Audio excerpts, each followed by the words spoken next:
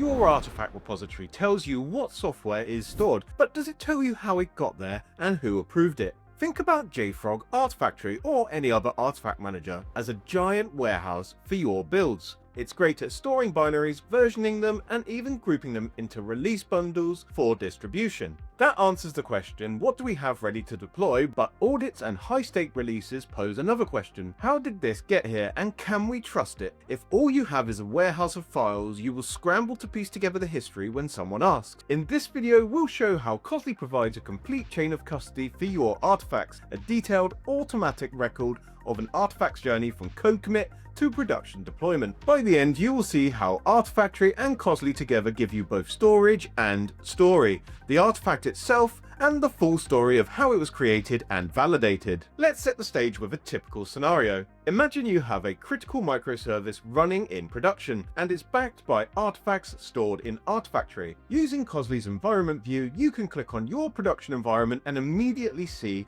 what's running where. For example, you select a service in Kosli and it shows the version, the commit ID that was deployed to prod, and when it was last updated. You get a clear answer to what's running right now, similar to how Artifactory would show you your artifact, your service, your version, and your binaries. But Kosli doesn't stop at the what. It also gives you the context behind the artifact. Right next to the version, you'll see a compliance indicator. If that service is fully complied, it will show a green badge, meaning everything about that artifact journey is as expected. Essentially, Kosli ties the artifact in production back to its origin story automatically. This context is continuously updated whenever a version is deployed, or if anything in an environment changes, Kosli records it. It's like having a surveillance camera on your runtime environments, linked to your artifact store. At a glance, you know not just what was deployed, but whether it's the right thing and how it got there. Now consider how you'd answer those deeper questions without Kosli. Artifactory, for instance, can tell you an artifact's checksum, when it was uploaded, and maybe which pipeline pushed it. And sure, that's useful, but it's not the only piece of the puzzle. If someone asks, was this artifact built from code that passed QA?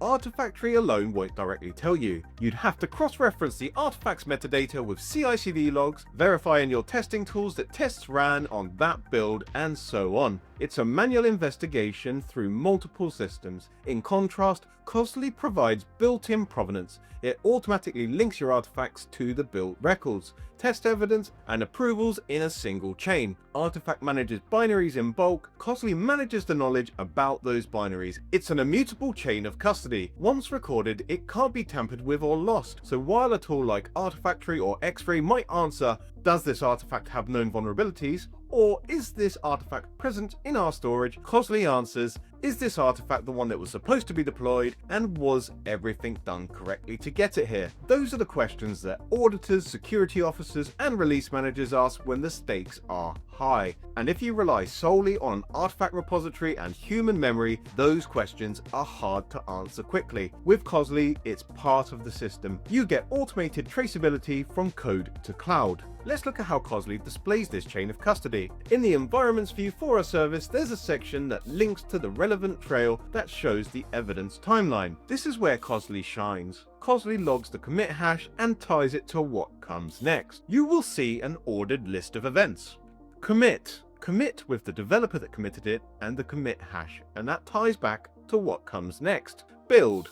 That commit triggered a CI pipeline which produced an artifact. Kosli records the artifact's unique fingerprint, the SHA-256, and the build ID.